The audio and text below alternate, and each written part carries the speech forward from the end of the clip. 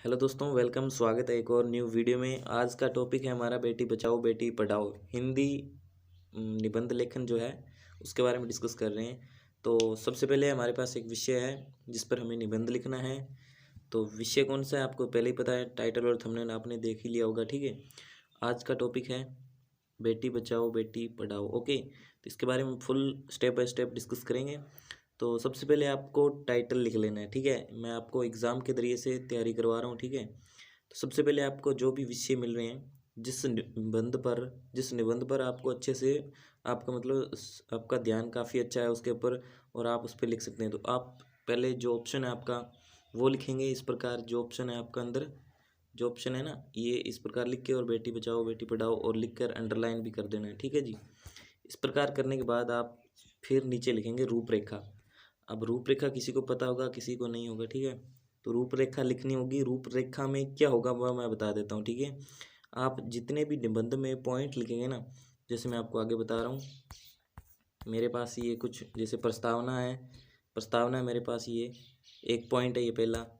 ठीक है, इससे और भी पॉइंट होते हैं, जैसे ये रहा पॉइंट, ये पॉइंट है एक प्रकार से। ठीक है, तो ये पॉइंट को जितने भी आप पॉइंट लिखेंगे वो सबसे पहले रूपरेखा में लिखे जाते हैं। ठीक है, जैसे मैंने लिख रखे हैं, जैसे मैंने 4 पॉइंट लिखे हैं, 4 पॉइंट हैं ये, तो मैंने ये लिख दिया। आपको ऐसे नहीं लिखना कि आप निबंध लिखने से पहले ये पॉइंट लिखें, नहीं। आप वैसे ये जो कॉलम है ये बना सकते हैं। ठीक है, 2 3 4 ऐसे बना के छोड़ दीजिए, ये लाइनें छोड़ दीजिए। जब आप टॉपिक स्टार्ट करें ना, ये इसका टॉपिक, तभी आपको ये चीज़ें लिखनी होगी साथ साथ में। ठीक है, तो इस प्रकार आपको रूपरेखा तैयार करनी है।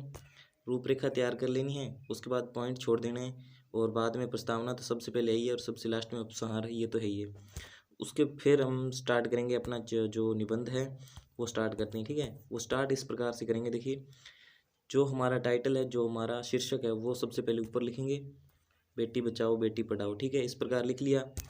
निबंध लेखन ये मैं आपको समझा रहा हूँ इसलिए। ठीक है, निबंध लेखन मैं समझा रहा हूँ इसलिए मैंने लिखा है। आप भी लिख सकते हैं और नहीं भी लिख सकते हैं। ठीक है, तो सबसे पहले सबसे मेन पॉइंट देखिए, इसको स्टार लगा लीजिए। आपको ये चीज़ें हमेशा याद रखनी चाहिए।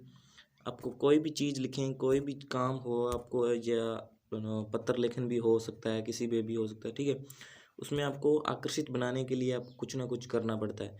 जिस प्रकार देखिए मेरे पास है, मैंने क्या किया, पहले 2 लाइनें या शायरी या स्लोगन या नारा वगैरह होता है ना, वो भी आप लिख सकते हैं। ठीक है, मैंने इस प्रकार इस 2 लाइनों में इसको कवर किया है। आप देख सकते हैं इस प्रकार मैंने इसको यहाँ पे कवर कर रखा है। ठीक है, इस प्रकार आपको भी शायरी या स्लोगन जो भी आपको आता है वो लिख सकते हैं। फिर हम अपना स्टार्ट करेंगे निबंध लिखना। तो जैसे हमारा फर्स्ट पॉइंट है, फर्स्ट पॉइंट हमारे पास है प्रस्तावना। ओके, तो प्रस्तावना लिखने अंडरलाइन करके उसके जस्ट नीचे वाली जगह छोड़कर, नीचे वाली लाइन में उसके नीचे जगह छोड़कर, ये देख सकते हैं यहाँ वाली जगह छोड़नी है आपको और इसके नीचे वाली लाइन से स्टार्ट करना है। इस प्रकार लाइन को आगे स्टार्ट करना है और आगे और भी नीचे लिखना है। मैं बता देता हूँ, इस प्रकार आप लिख सकते हैं। पैराग्राफ में लिखना होगा। ठीक है, आपने इतना पैराग्राफ लिख दिया, इतना पैराग्राफ लिखना है आपको। ठीक है, जैसे मैं आपको पढ़ के बता देता हूँ। जैसे प्रस्तावना आपको क्या लिखना है, प्रस्तावना में यही लिखना है, वर्तमान काल में अनेक कारणों से मानवता कलंकित हो रही है। कुछ पुरानी या दकियानुसी सोच वाले लोग पुत्र को कुलदीपक व पुत्री को मुसीबत की जड़ मानते हैं। ऐसे लोग कन्या जन्म को अशुभ मानते हैं तथा उसका पालन पोषण उसकी अपेक्षा से करते हैं, यानी कि उसको कम ही देते हैं। एक प्रकार से उसकी जो फैसिलिटी उनको जो पुत्र को प्रोवाइड करवाते हैं उससे कम ही पुत्री को देते हैं, यानी कि सुविधा कम मिलती है समाज में। ऐसी सोच है, ऐसी सोच वाले लोग हैं। इसके अलावा वे लोग, उनके बारे में और है, देखिए, चिकित्सालय साधनों के द्वारा गर्भ अवस्था में भी लिंग प्रशिक्षण करवाकर कन्या भ्रूण की हत्या करवा देते हैं। इस प्रकार आप जो आपका मेन जो थीम होगी, वो बेस बनाना होता है, वो प्रस्तावना के अंदर हमें कवर करना पड़ता है। ठीक है, आप ऐसे नहीं कि प्रस्तावना में जो आपका जो मेन टॉपिक है वही आपको धड़ाधड़ लिख देना है, वो नहीं। सबसे पहले आपको थोड़ा सा बेस तैयार करना है, जिससे जो राइटर जो जो कॉपी जांच करेगा हमारी, उसको पता चल जाए भी हम क्या लिख रहे हैं। ठीक है जी, इस प्रकार आपको ये प्रस्तावना में थोड़ा बेस तैयार करना होता है। उसके बाद जो आपका मेन टॉपिक है उसके बारे में लिखना होता है, ठीक है। जैसे हमारा बेटी बचाओ बेटी पढ़ाओ निबंध है, तो हमने लिखा बेटी बचाओ बेटी पढ़ाओ जागरूकता अभियान। इसी में हम थोड़ा बहुत मेन चीज़ें लिखेंगे, ठीक है। वो किस प्रकार आप देख सकते हैं। बेटी बचाओ बेटी पढ़ाओ एक ऐसी योजना है जिसका अर्थ होता है कन्या शिशु को बचाओ और इन्हें शिक्षित करो। इस योजना को भारत सरकार के द्वारा 22 जनवरी 2015 को कन्या शिशु के लिए जागरूकता का निर्माण करने के लिए और महिला सशक्तिकरण में सुधार करने के लिए शुरू किए गए। इस प्रकार आप लिख सकते हैं, ठीक है। दोस्तों एक बात और कहना चाहता हूँ, ये जितनी भी आपको मैं पैराग्राफ जो है मैं लिखा रहा हूँ आपको, इसकी आपको PDF भी मिल जाएगी, लिंक डिस्क्रिप्शन में, ठीक है जी।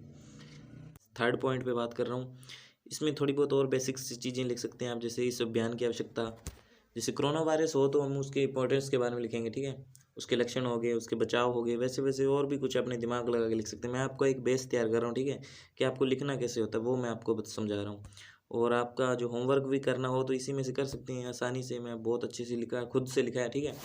और आप इस प्रकार देख सकते हैं, बेटी किसी भी क्षेत्र में लड़कों से कम सक्षम नहीं होती, बल्कि लड़कियां लड़कों से अधिक आज्ञाकारी, कम हिंसक और अभियानी साबित होती हैं। इस अभियान के तहत बेटियों को अधिक से अधिक शिक्षा प्राप्त करने, अधिक से अधिक शिक्षा प्राप्त कराने या शिक्षित बनाने का जोर दिया है। इस प्रकार आप लिख सकते हैं, ठीक है। और इसकी PDF तो लिंक डिस्क्रिप्शन में मिल जाएगी, ये आप स्क्रीनशॉट भी ले सकते हैं। इस प्रकार आप देख सकते हैं, ठीक है।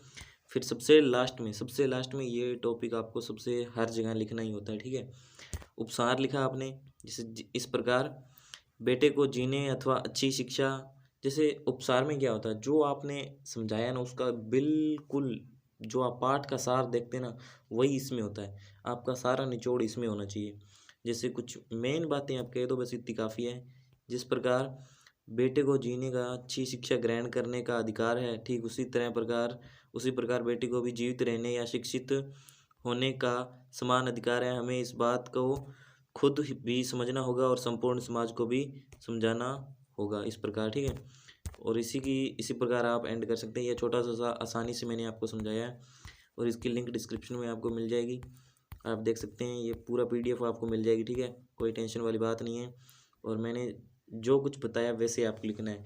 आपके अंदर ऑप्शन होते हैं, जैसे ये आपका क्वेश्चन आता है इस प्रकार, ठीक है। इस प्रकार क्वेश्चन आता है तो उसमें कई बार ऑप्शन आते हैं, जैसे इस प्रकार अनेक ऑप्शन आते हैं। तो जैसे बे ऑप्शन को मैंने किया है तो आप इस प्रकार देख सकते हैं, ठीक है। बेटी बचाओ बेटी पढ़ाओ, ये इस प्रकार आप लिखेंगे तो आपको 100 में से 100 नंबर मिलेंगे, बिल्कुल श्योर है, ठीक है। इस प्रकार आप प्रस्तावना रूपरेखा बनाकर पॉइंट वगैरह लिख के, और चाहे आप 4 भी पॉइंट लिख दें तो काफ़ी है। बस आज की वीडियो यही एंड करते हैं। Thank you, bye bye. Like share कर देना।